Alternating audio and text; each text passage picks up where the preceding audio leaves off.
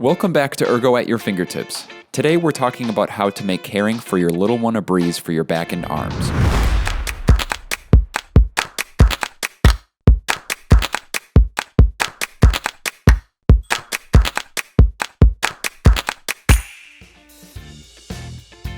Let's learn how to smartly organize your toddler's space. Keep those frequently used items like diapers and wipes at waist height. No more bending down every diaper change. An adjustable diapering station is a back saver. Set it to waist height or use a foldable step if it's not adjustable. Adjust your crib side to safely lift your child with ease. Use adult-sized chair seats with child-sized legs for perfect posture during playtime. When you are interacting with your little one, squat, don't bend. Protect your back while you're at their level. Kneel comfortably on a pad when playing on the ground. Use a wall, furniture, or a pillow to support your back when sitting on the floor. Rolling carts and strollers are your best friends for moving things around with ease. And finally, make cleaning a game. Have toddlers pick up toys. It's fun and saves your back. Embrace these simple changes for a happier, healthier you and your toddler.